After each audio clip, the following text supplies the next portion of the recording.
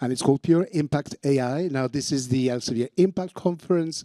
Randy mentioned impact several times in his presentation, and in all the talks I've been to, impact has always been there as a major concern, something that institutions have to do, and they need tools to be able to communicate about it. Something else that Randy was talking about earlier on is the times they are changing. Never before like now. Everything changes so fast. There's vast amount of information. It's in many different places. Sometimes it's really hard to get our heads around where it is. And more, you are asked to communicate about the impact that the research that is done at your university has had. And you're asked also to tell these stories in a way that's compelling, that's relatable, that's understandable.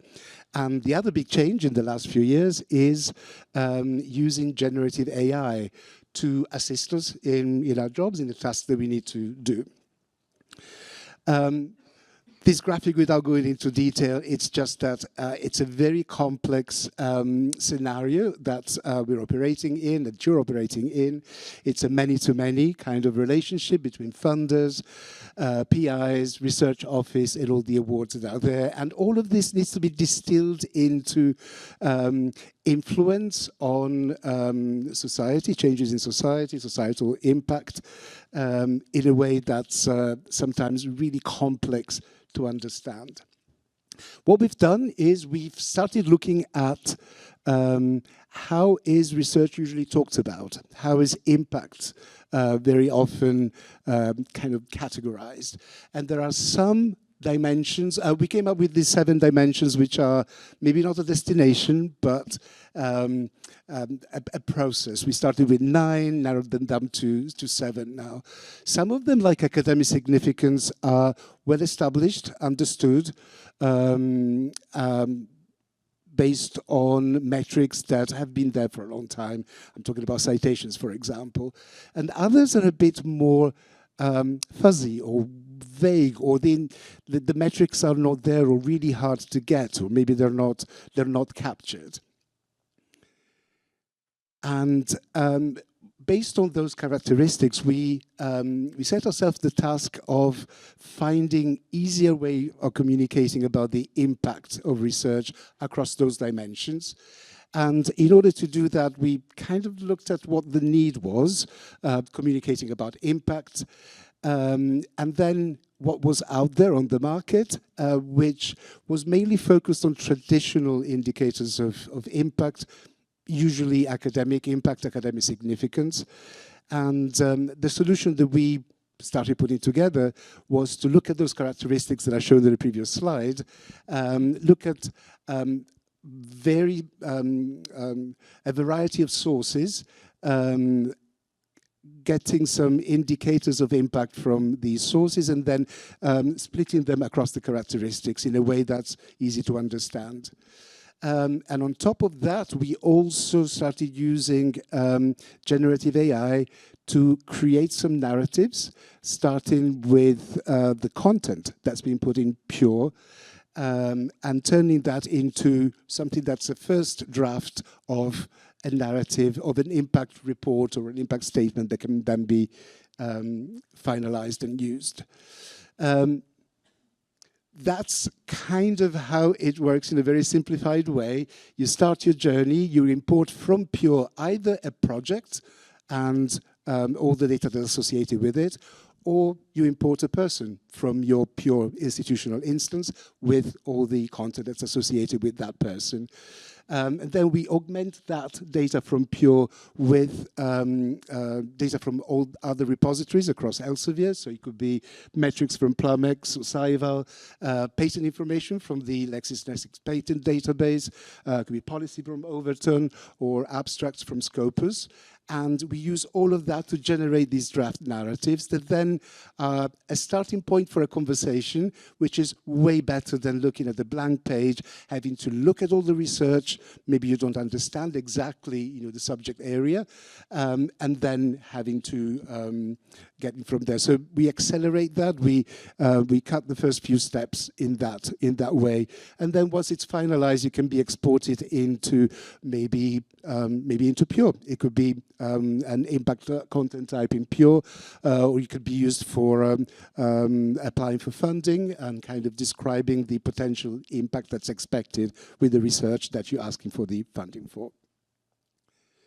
Got a couple more slides before handing over to Diego. The narratives, and I mentioned Diego because we've worked with a handful of development partners. We created a prototype that we submitted to them, worked very closely to them to get their feedback, understanding what jobs they needed to do, figuring out how we could help them do that. And we got a lot of feedback that we then turned into improvements to the prototype, which then turned into the product we just launched. I'm going to focus on one only, which is statements that are generated by AI. They need to be supported by citations. All of this, it always needs to be verified. The advice with anything that's AI generated, have a look at it, verify it, the human in the loop. So there are inline citations that are then displayed underneath, and then there are all links, depending on where they are based. It could be a public page on the Pure portal, it could be policy from Overton, it could be maybe abstracts from Scopus. The right-hand side is what we called activity insights or impact indicators. Those are done without the data from Pure, but with metrics captured across Elsevier based on the unique identifiers of publications that are in that project in Pure or associated with a person in Pure. And they are across the 7 characteristics, and they are not, I think it's on the next slide, more detailed. These are not scores of impact, they are a proxy for impact. What it says is there is a lot of data here that indicates that compared to the average for a country, usually the country the institution is in, but it can be changed, and for a subject area, which we extrapolate based on the metadata from the publications, this is a good indication that there is impact there. Click through that segment, go and look at the narratives, improve them, share them, and start communicating about impact. One important thing to say is that this graphic we displayed for projects, but not for people. Again, this was feedback we received. We really don't want, this tool is not designed to evaluate people. And this might indicate that, okay, I'm going to put researchers side by side and see how this fares. Low segments that are not completely filled in or maybe empty do not indicate that there's no impact, but maybe there is no data or no data that is captured. So it's to be taken really, really carefully. So for now, we're omitting it entirely when we run this based on a person from Pure. I'm going to hand over to Diego, who's going to talk about the experience of using AI in his workflows, and also a little bit about the collaboration with us. Thank you again. Hello. I will skip this one because I already explained it in the morning. So we started working with Elsevier last year after an APUC conference. We raised our hands. We wanted to try the Impact AI. And we were testing the prototype, and we gave them feedback. I don't know how many times, but it was like once a month or sometimes. So what we did is we generate, at the beginning, we provide Elsevier with 5 projects and I think 10 profiles, and just let them provide us with the narratives.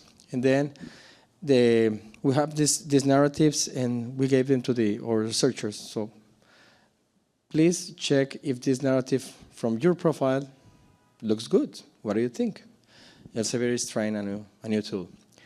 And at the beginning, we were in the process that we were asking our researchers to generate narratives. So we wanted them to have an easy way to generate it. And it was interesting sometimes at the beginning. I think there was some things that were not accurate or precise in the narratives, but in the iterations, they were getting better and better. And then at a certain point, the feedback from the researchers were like minimum changes. They were very happy with what they have. So, and also it was interesting that typically when you ask the faculty for this kind of favors, you are trying something, it takes time to, it's time for them. So it's like, oh, again, the research office is asking me for something. But the interesting thing was when we have these narratives, we receive response sometimes in a couple of hours. It means that they read the information in a couple of minutes and they give us feedback quickly. So the information was quite accurate.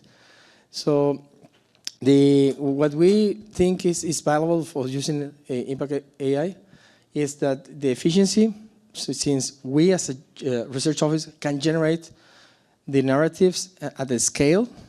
Sometimes we, as I mentioned on Monday, we receive Friday afternoon call. We need reports or something for Monday because we have a visit from accreditations. So we are calling researchers on weekend so they can provide information for us. So this way we can generate it and we can say just check if it's accurate and just correct whatever you need. So it's helpful. And also we can have consistency in the narratives because since some researchers can give you just a line, another can give you 20 pages, so we need this consistency. And also the language flexibility, because sometimes we receive a narrative like, I'm doing impact because I am improving the hydroxyapatite material, whatever that means. So we need plain language and we don't need too technical language in this kind of narratives. So this is an example. I don't expect you to read it, but the result is the narrative is quite acceptable. Sometimes, as AI always do, it changes or exaggerates a little bit, so have to be looked by humans at the end. This is an example of what researchers ask you to change. So if you say UCPLE, they make minimum changes sometimes because confidentiality or because they don't feel too confident with certain statement. But at the end, it was fine with minimum changes. So, well, this is the process on the assessment that we have, and I already told you in a last talk. When we have the narrative, it took us. We gave them like 3 months to prepare their narratives because they have to gather information. They perhaps do not remember all the research products they have. So they have to go in deep and go for years what they have done to have a new narrative. This way we can have a narrative for their products. They select the products or the project, and we have a narrative in a couple of minutes. They can check it, and at least it's a good starting point. And the benefits is we have consistent narratives. Sorry, I'm losing my voice. Avoid ambiguous narratives. Sometimes when you ask the researchers to just write, they write what they have in mind and not necessarily have the reference. So what we ask Elsevier is, whatever statement the AI is generating, please give us the evidence of the statement. Where do you are getting that? And that's important. So at the end, I think it's easier to have these narratives using this tool. Well, I already tell the conclusions. Thank you.